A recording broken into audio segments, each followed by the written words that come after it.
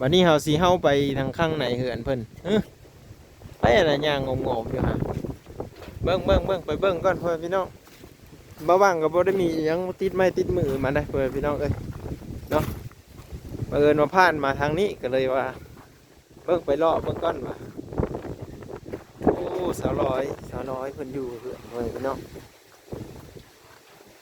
พอเท่าบุญเกิ้งไปใส่เนาะพอเท่าบุญเกิ้งเนาะสบายดีสาวร้อยสบายดีนานน้ำเพิ่งบุญเพ่งโอ้เด็กแต่ย่านแท้เอาน้องออกมาแล้ววันนี้พอเท่าเกิ้งมาเชื่อพอเท่าเกิ้งเพิ่นไปหากินนะเฮ็ดสวนบ่เผาถ่านอยู่เสื้อสเตาถ่านเพิ่นน่ะอยู่หันบ่โอ้เห็นน้ำกันเนาะ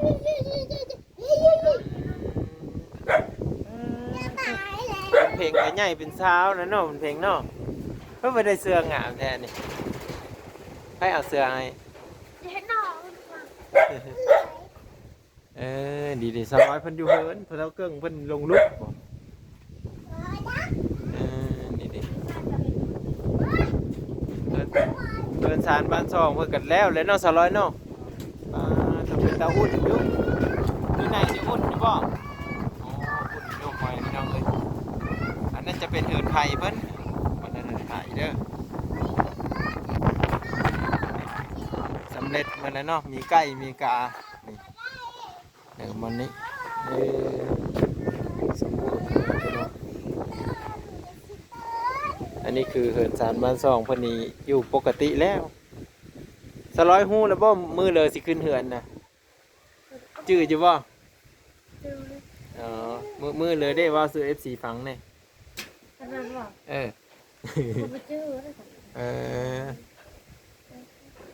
ยันว่าจื้อเนาะคือพอเท่าบุญเกิ้งว่าอะไรพ่อพี่น้องเดินซองเอาไม้คำนึงหุ่นเนาะขึ้นเหือนสาวร้อยก็คือเพิ่นผูกคอต่อแขนยัง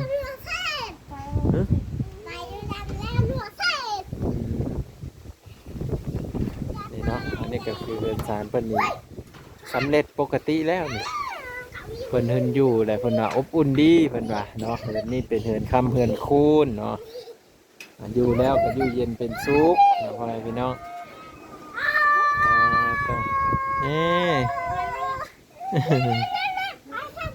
ขันเพิ่นมีโต๊ะคันไว้นี่แสดงว่ารอดได้เด้นี่เด็กน้อยนี่ลองตกได้เลยเนอะบ่ตกนะเพิ่นก็บ่ใส่บานพับเนาะกินข้าวกับเพิ่นมื้อเช้านี่ข้าวกับป่าเท่าเกิ่งดูหาป่าน้องบุญเพชรนั้นบุญเพชรอันนี้ก็คือบ้านนั้นเฮ็ดอยู่เฮ็ดกินเพิ่นนี่นะบ่ว่างก็พามาเบิ่งเด้อพี่น้องเด้อนี่อันนี้คือบ่อนเพิ่นเฮ็ดอยู่เฮ็ดกินนี่เพิ่นจะข้ามมานี่มานี่เนาะก็คือบ่อนหั่นน่ะจะเป็นคอกไก่เนาะก็ไก่เพิ่นบ่นั้นถือว่าบ่อนอยู่บ่อนนอนเพิ่นนี่ก็อัดประตูกึบโอ้ยอุ่นขนาดเพราะว่าลมมันกะอัดไว้เมดได้นี่พ่อพี่น้องเนาะถือว่าสำเร็จสมบูรณ์แบบแล้วเหินเพิ่นเนาะผู้รับผู้ใหญ่เพิ่นได้ซอยเลยมาก็ดีมกดีใจนะพ่อพี่น้องดีมกดีใจมันเพิ่นเบิ่งขึ้นไปเบิ่งก่อนเนาะเมื่อวานนี่ก็หลายคนอยู่ว่ามาหาน่ะโอ้ใครได้บ่ปึ๊บอ๋อบุญเพ่งใครให้ใครมานี่เนาะโอ้นี่ดิกึบมานี่โอ้นี่ดิเนาะร้านบุญเพ่งน้องบุญเพ่งได้อยู่เหินงามเนาะบ่หนาวบ่กลางคืนบ่หนาวบ่ไปเรื่องพักเนาะงามอยู่พักก็ได้จะน้อยก่อน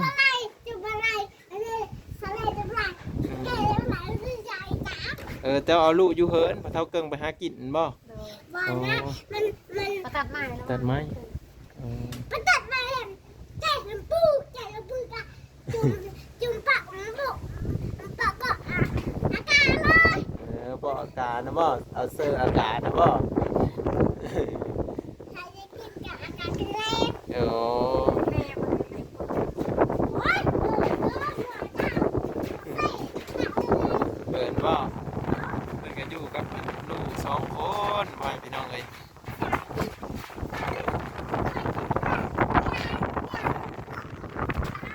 ย่านบ่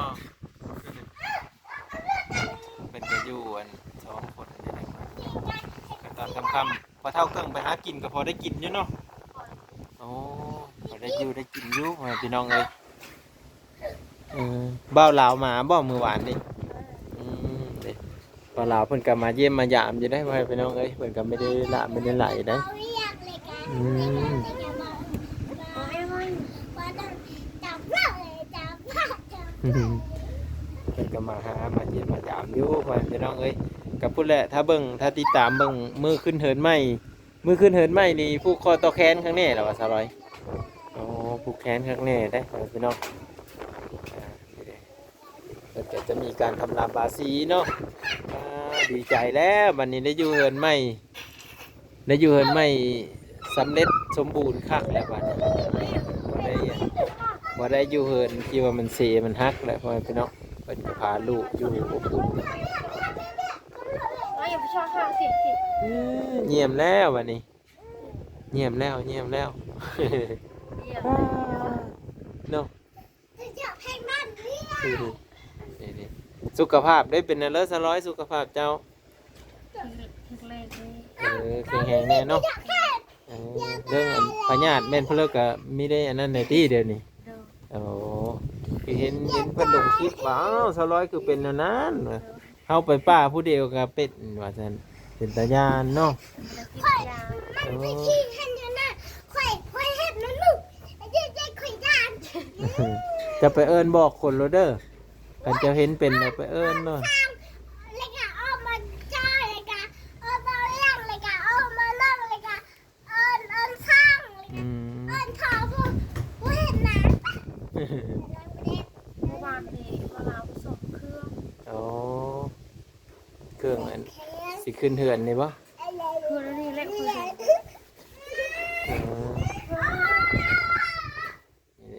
เดี๋ยวแต่ว่าเดี๋ยวนี้หันเจ้ากินยาประจำบ่ ไปจับ โอ้บ่าวลาวที่เป็นคนซื้อมาให้ บอกเขาซื้อ โอ้ซื้ออยูแซน อยู่เลือดเวลาได้ โอ้เพิ่นว่ายาเฉพาะเลยบ่โอ้ยาเฉพาะพญาติตัวนี้เลยพ่อแม่พี่น้องเพิ่นว่าสามารถหายขาดได้บ่ถ้ากินดนๆนี่ โดนข้าง อืม ไม่ได้รู้ คันว่าเฮาบ่กินตัวนั้นแหละมันสิกลับมาอีก สิกลับมาอีก อ๋อเปิดต้องทาง200นี่แหละต้องได้กินเป็นประจำอันเป็นแพงบ่สุดหนึ่งเขาได้เขาให้กิน เป็นตัวก่อน โอ้ ขอเยอะเกิน ราคามันเท่าไรราคาพอสิฮู้อยู่บ่บางทีมีผู้รักผู้ใหญ่เพิ่นว่าโอ้เบิ่งสิซื้อให้200บ่ประมาณนี้นะ200ก็บ่ฮู้จักราคาเนาะ มันเป็นกระเม็ดอะไร โอ้เบิ่งมันจะเอามาให้เบิ่งดูครับอันนี้คือเพิ่นเป็นลมสักเพิ่นเนาะลมสักเนาะเพิ่นเป็นลมสักนี่ตั้งแต่ก่อนที่มาเอากับพ่อเฒ่าเกิ้งเนาะจนเดี๋ยวนี้นะเพิ่นก็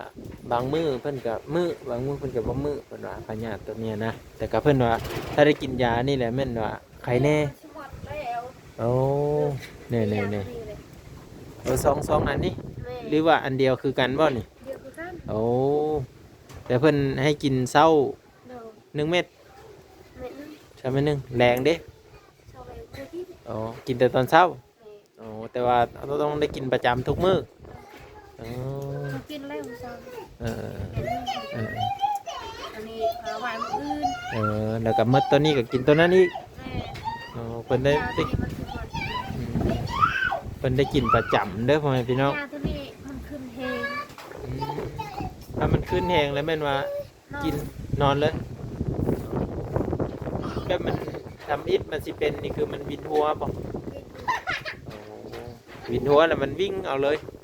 กิน พี่น้องสาวร้อยเพิ่นก็ต้องได้กินประจำเนาะโอ้ถ้าพอกินตัวนี้นี่คือมันเป็นแล้วเนาะเอาขอให้สาวร้อยหายดีไวเด้อเนาะผูกคอต่อแขนคืนเดือนไม่นี่ก็ขอให้วิตว่างพยัญพะเยาและปีใหม่สิมาฮอดแล้วพี่น้องเอ้ย F4 ก็เส้นเดียวกันเนาะขอให้แบบหายพยาธิโรคาบ่มีพยาธิอันนี้ก็คืออยู่หมู่บ้านทำผ้าเด้อเป็นหมู่บ้านน้อยๆ30หลังคาเรือนเนาะครอบครัวสะร้อยนี่ก็ถือการที่ว่าเพิ่นช่วยเหลือเนาะจากผู้หลักผู้ใหญ่แล้วก็ YouTube บ่าวลาวเนาะที่ว่าเพิ่นมาช่วยเหลือจนว่ามีเฮือนมีศาลก็ได้บ่าวางมาอัปเดตให้เบิ่งเนาะชีวิตสะร้อยก็คือดีขึ้นแล้วตอนนี้เนาะคลิปวิดีโอหน้าพอกันใหม่พี่น้องคลิปนี้ก็คือมาถามไทยเบิ่งอาการเพิ่นอาการสะร้อยนี่ก็ใครแน่แล้วก็มื้อยามที่เพิ่นจะได้ขึ้นเฮือนใหม่นี่ค่ะเดือน2เอาไว้คำหนึ่งเนาะเจ้าของเฮือนจะมาฮู้ซ้ำนี่นี่เพิ่นลืมแล้วเพิ่นว่า ก่อนจะได้กล้วยเท่า เอา เดี๋ยวกล้วยเท่าอยู่ใส่กล้วยเท่าอยู่บ้านเยอะพุ เป็ดหันไต่แล้ว อ๋อ ไก่หันซับโต อ๋อ เป็ดหันซี เป็ด4 โตว เราให้ อ๋อ ซื้อไก่ซื้อเป็ด ซื้อไก่ซื้อเป็ดอ๋อแล้วเพิ่นเอาเป็ดมาให้เลยบ่หรือว่าเพิ่นให้ไปซื้อเอาเอง เฉย อ๋อแต่ว่าเพิ่นว่าให้เอาเป็ดเอาไก่เด้อประมาณนี้เนาะอ๋อครับ เป็ดซื้อไก่ลาบเอา คนกันมีหลายดอกบ้านเฮานี่เนาะผู้แค้นน้อยๆดอกก็ได้ว่าเป็นสิริมงคลแก่ผู้อยู่เนาะตอนรับแบบปีใหม่เลยก็ว่าได้ไปเนาะบ่ตกบ่น่ะสิประมาณนี้ไปพี่น้อง เรียกว่าสาย เด็กน้อยเนาะมัน ไอ้พอ เป็นหวัดเด้เด็กน้อยฮะเพราะอากาศมันเย็นนี่พ่อพี่น้องเอ้ยตกมากลางคืนนี่โอ้ยเด็กผู้ใหญ่ก็ยังเย็นนะไม่ว่าแต่เด็กน้อยเนาะ ใส่เสื้อแล้วพอ แต่ใครแน่แต่เด็กน้อยนี่ตีเนาะ เด็กน้อย จักใครจักหนาวมันก็ไม่ฮู้แล้วมีแต่ให้แต่แอบมาแหล้ว อย่าเห็นน้อง แองน้องอยู่ไอ้เลยเป็ดไปแล้วมักสาลีได้กินแล้วว่ามักสาลี ยัง อ๋อแล้วก็เป็นดอกเนาะพัก ดิ ดิ ได้ซับดิ กำลังสิเป็นมาก ใหญ่เลย เริ่มสิได้กินแล้วเนาะไปเฮ้ยบุญเพลงพาไปเบิ่งได้อยู่บ่ไปเดี๋ยวเฮาสิไปเบิ่งสวนเฮ้ยไปบ่บ่สวนบ่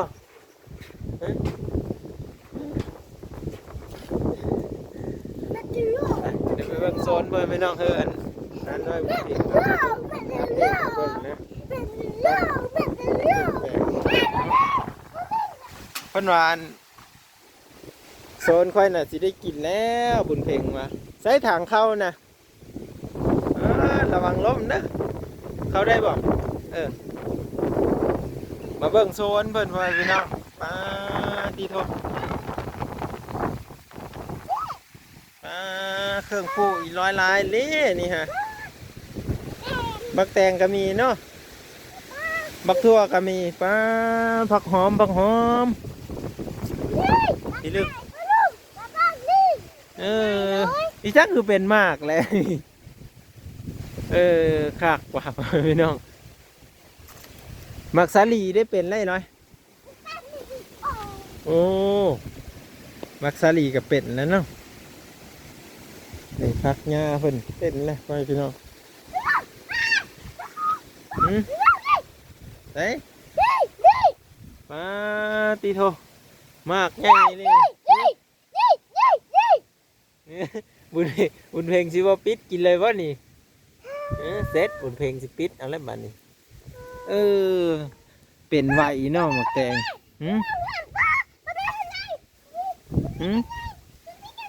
มาตัวได้ฮดมันอยู่ว่านี่เลยโทเบิ่งไอ้เบิ่งเนี่ยเอ้ามันคือเป็นเดี๋ยวนี้ฮะ เออเออเออเออเออเออเออเออเพิ่นว่าอยู่นี่ก่อนเด้อเพิ่นมากอันน่ะมักแต่งเพิ่นน่ะเป็ดแล้วพ่อพี่น้องผักเพิ่นอันนี้ผักต่างชาติพ่อพี่น้องนี่เป็ดเฉยเนาะอืมผักต่างชาตินี่ก็เป็ดนี่โอ้บ้านเฮาปลูกนี่คือบ่เป็ดเนาะผักต่างชาตินี่ก็ได้นี่ผักอันนี้ก็เป็ดคักว่ะตอนนี้มันคือมาอันนั้นแท้นี่มันบ่แม่นหอมน้อยนะพ่อพี่น้องเรือพักเซนารีนะพักตังซ้ายบอกเขาเอิญ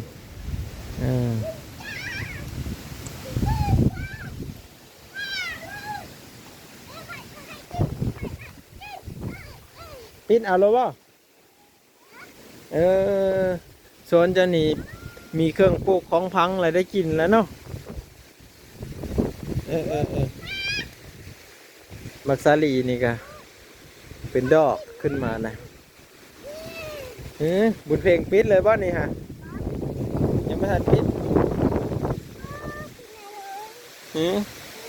แม่ว่าเนี่ยได้แม่ว่าให้ปิดเลยบ่ไม่ว่าให้ง่ายต่อยทำนี่ก่อนต่อยทำนี่ก่อนมันยังน้อยอยู่เนาะเมื่อไหร่พักอันนี้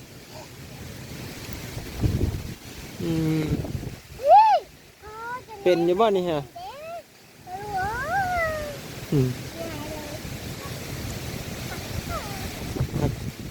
พักต่างซ้ายเพื่อนพี่น้องเอ้ยมีแต่ต้นใหญ่ๆเพื่อนว่าได้ฮดมันอยู่บ่นี่ฮะได้ฮดมันอยู่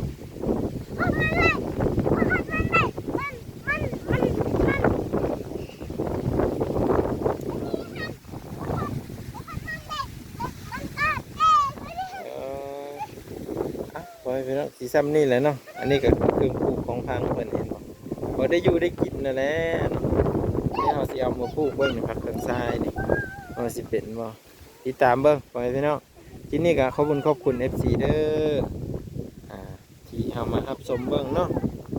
วิดีโอหน้าพุ่นน่ะ